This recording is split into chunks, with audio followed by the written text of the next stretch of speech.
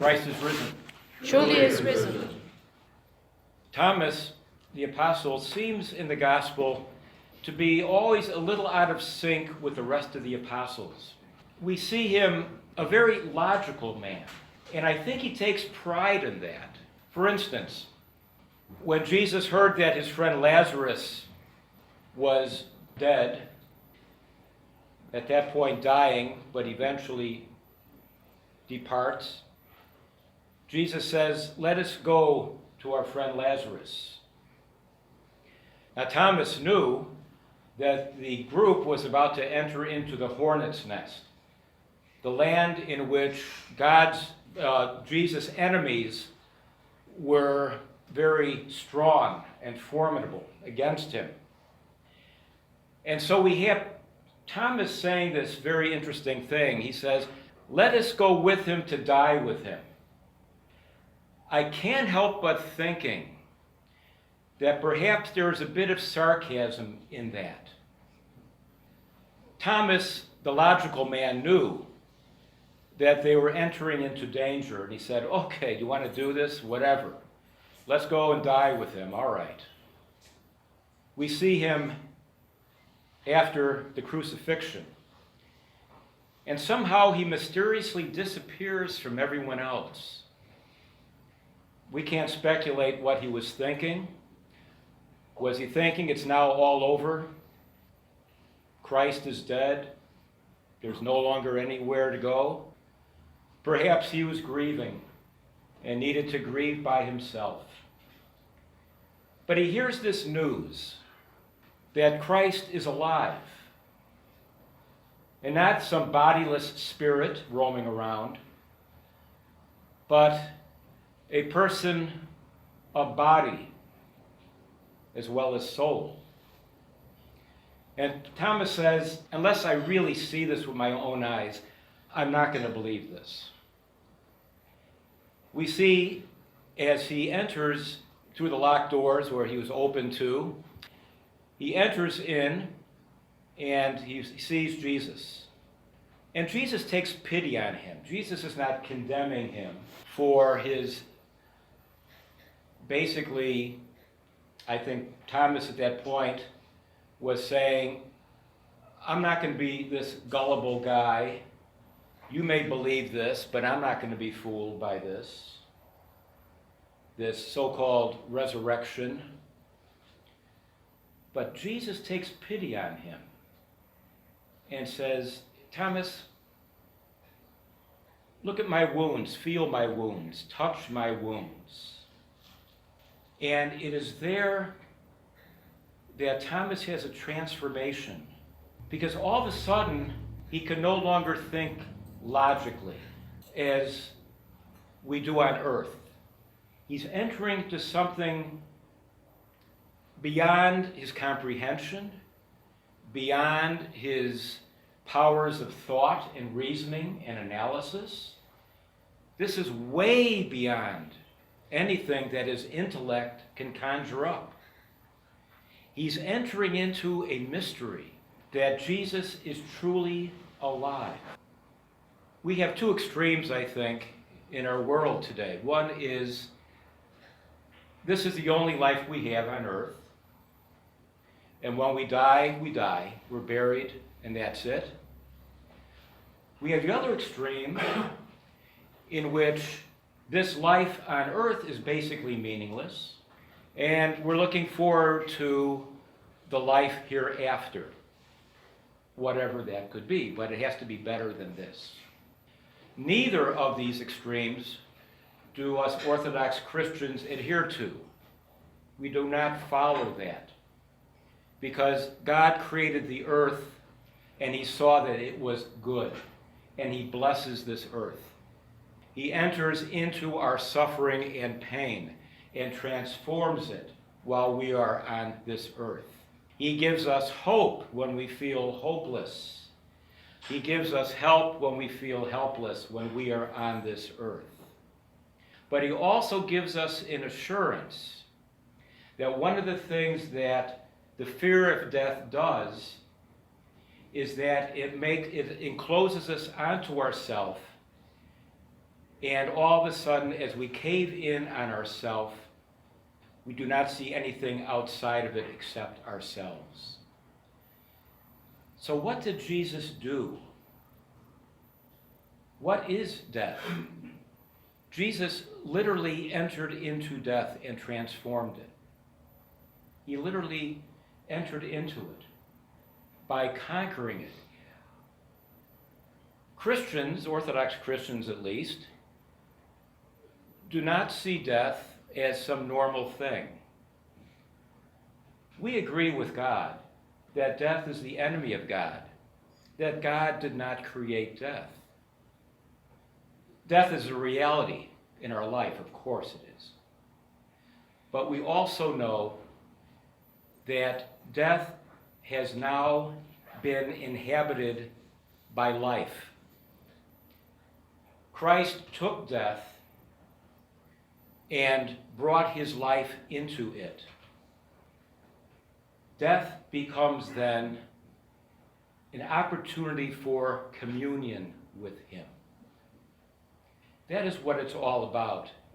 It's not focusing on the immortality of the soul, in which we enter into this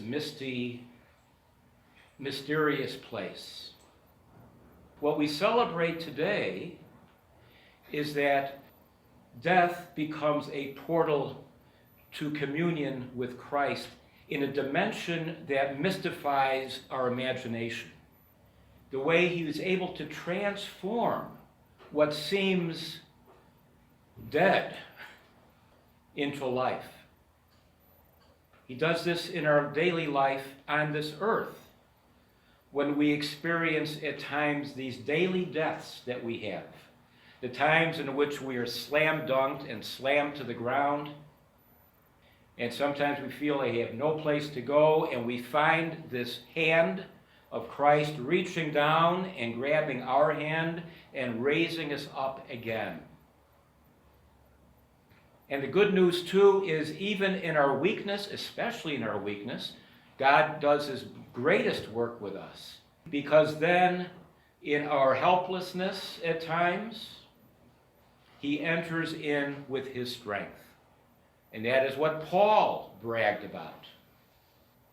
And so, yes, the Gentiles, the Jews saw the cross as foolish, crazy. It did not compute with them, with their way of thinking. But what we're entering in today is something in which we are invited into, and that is this mystery of Christ conquering death. When we say Christ is risen, Pascha, when we greet each other with Christ is risen, I mean, when we look at those words, that is filled with all kinds of strength and all hope and promise. But it's also saturated with love. When we greet each other, Christ is risen, we are sharing Christ's love with each other. The love that conquered death. That death could not have any hold over. Because we know that love conquers all. That is what Jesus teaches us. And even in the darkest moments, those are the times in which Christ does something that we do not expect, but it's something that transforms us like Thomas did. Because when he said to Christ, "My Lord and my God," it was if, it's not like he's putting his reasoning away, or his gift of analysis, or his gift of logic. He's going to use that as bishop when he is sent out into India, where he gives his life for Christ. He uses those gifts that God gives him. But at that very moment, he entered into something that nothing in our world can ever explain. Scientists cannot explain. No one can explain with our earthly mind. He entered into a realm that was inhabited by God. And God invited him into that by having Thomas come close to him and to touch him and to gaze into his eyes and to feel Christ's love radiating onto him. And we see Thomas transformed at that very moment. Transformed. And so Thomas, I think, is one of the great, I think it's no accident that Thomas Sunday happens the week after Pascha, because Thomas is what I think, for myself, speaking for myself, he's a wonderful model for me, because he shows me that Christ is eminently and passionately patient with me. And that is good news for me. And he's also patient with all of us. So even in our struggles, when we have at times this time of doubt, when we have this time in which we're just wondering, what is this all about? Times in which we are on the verge of unbelief at times. Christ is there and he stands before us like he did before Thomas. And he reminds us of his love and his presence and his understanding about what we're going through. But he's also saying, come to me, and I will give you the fullness of life. Trust me in this. And the Lord will do that for us. He is that up close and personal to us. And so ultimately, we are people of the resurrection. And so when we, before the great entrance, we chant, we lay aside all earthly care, that is our anthem, in a sense, of death has been conquered. We are victorious in Christ. We have nothing to fear because Christ is with us, because he promised us. And so when we say we lay aside all earthly care, we mean it. It doesn't mean that we don't have our responsibilities and things in life. Of course we do. But we also know through it all, Christ has conquered, and we are the victors with him. Christ is risen. Truly is risen. Christ is risen. Truly is risen. Christ is risen. Truly is risen.